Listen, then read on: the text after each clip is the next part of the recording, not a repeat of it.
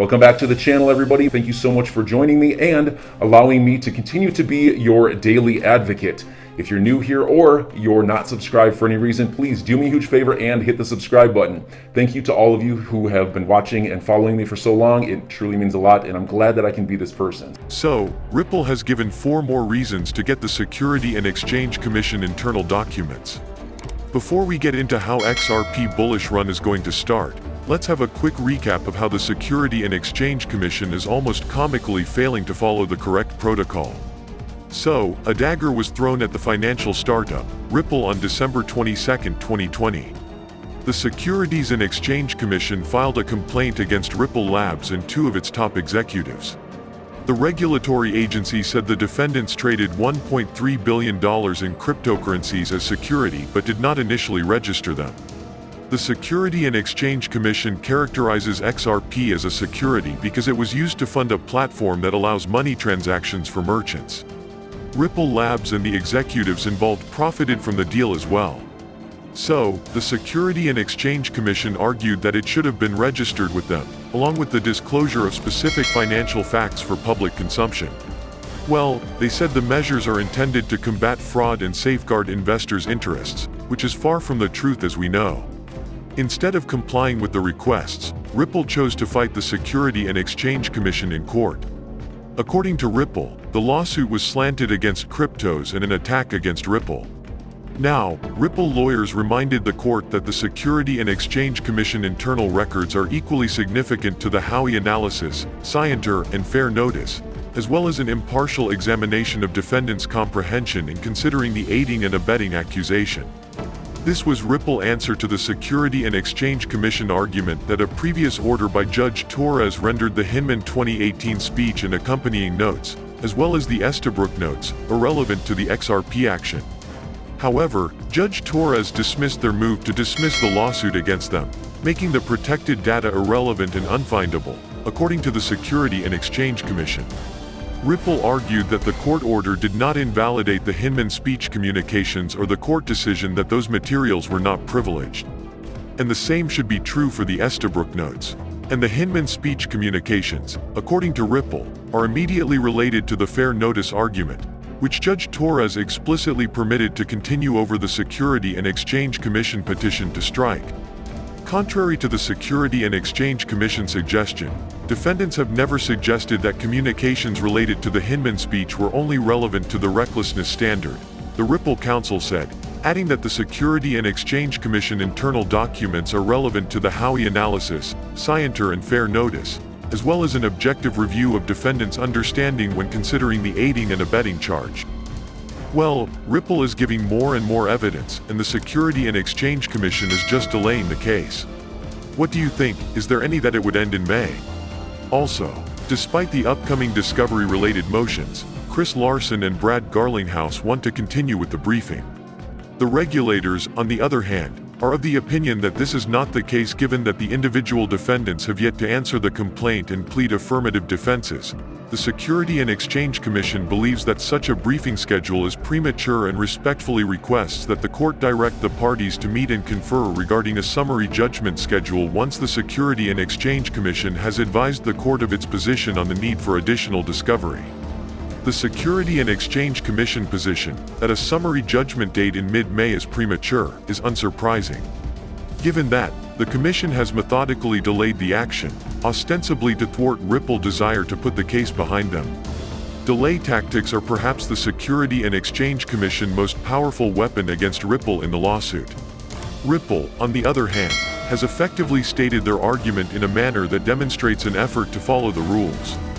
The Security and Exchange Commission, on the other hand, has been beset by infighting and humiliation as a result of the many contradictions and inconsistencies throughout the lawsuit, with Hinman personal beliefs versus public recommendations being a highlight. The most recent dispute stems from the Security and Exchange Commission newest filing, in which it attempted to incorporate a second expert report, despite the fact that doing so is against the rules. Also, Finance Feeds talked with Natalia Zaharova, head of business development at FX Open, on the XRP lawsuit and the prospect for an upside from a settlement. Whilst it is not yet conclusive, there is definitely a sway of opinion toward the litigation against Ripple being settled in its favor, and many leading academics from major universities have already publicly stated opinions that the lawsuit is baseless and that Ripple will either win, or it will be settled in Ripple favor outside of the courtroom, she said in the interview. Concerning the price of XRP, Ms. Zaharova said that there is most certainly a chance of its value rising substantially as Ripple continued to expand its breadth and network throughout the world, putting XRP at the core of a broader economy. The digital asset not only lowers transaction costs, but it is also designated as the default digital settlement currency, serving as a middleman between all other digital transactions. The FX Open executive concluded that, in addition to Ripple's successful court case and the increasing network for XRP, current events might also favorably influence the price of XRP, as inflation, stagnation, and economic conflict may cause a rise in demand for crypto, with XRP as a natural choice. And, settlement in the Security and Exchange Commission versus Ripple case is seen to be a possible primary trigger for the upcoming price swings in the XRP market. Many people are upset with the digital asset market performance, believing that the court case has generated hesitation in XRP acceptance across the sector. Cryptocurrency holders and investors may have also abstained from purchasing or increasing their holdings of XRP. And the removal of XRP from Coinbase and many other US exchanges also had an impact. Furthermore, top banks are collaborating to use the Ripple network for faster and cheaper cross-border transactions. So, do you believe it will help XRP reach $589? Currently, the Ripple payment network collaborates with global financial institutions from more than 55 countries. Their on-demand liquidity service makes use of the digital asset XRP to source liquidity during cross-border transactions as an alternative to traditional systems. Now, because of their alliance with the National Australia Bank, the Canadian Imperial Bank of Commerce, and Israel Bank Leumi, they are now using the Ripple payment network for cross-border transactions. The collaboration is intended to improve customer experiences by lowering costs, speeding up payment processing, and improving security. Transactions that could have taken up to 2 days to become effective are now said to be completed in minutes.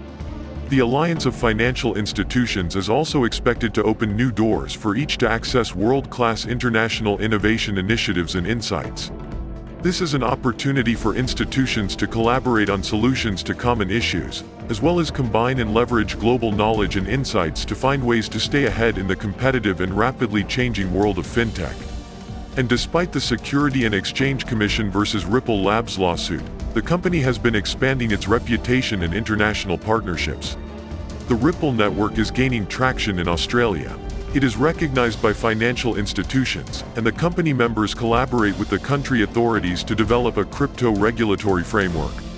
Last year, Ripple proposed 3 principles for an Australian regulatory framework for digital assets. This was included and credited in the final report of the Australian Senate Select Committee on Australia as a technology and financial centre. Also, RippleNet General Manager Ashish Birla says that the company ended 2021 with a payment volume run rate of more than $10 billion and expanded its on-demand liquidity product to 22 destination markets. He said that the on-demand liquidity product is on the verge of attaining worldwide exposure. In comparison to the old banking system, Birla thinks on-demand liquidity quick development is due to its greater transaction speed and more efficient use of money. So, do you believe Ripple will be able to provide worldwide financial coverage? Make sure to subscribe and give us a thumbs up. Thank you so much for watching. See you in the next video. Kindly note that the prices of cryptocurrencies frequently change, so by the time you watch this video, it might have changed to a whole new value. The information provided in this video does not constitute investment advice, financial advice, trading advice, or any other sort of advice, and you should not treat any of the content as such. The content in this video is for educational purposes only and hence should not be considered financial advice. Do conduct your due diligence and consult your financial advisor before making any investment decisions. So enjoy your day, everybody. I'm always here for you. Leave any comments or questions below and be sure to subscribe. But thanks, everybody. I really appreciate you. Enjoy your day, and I always have your back. So thanks so much, everybody.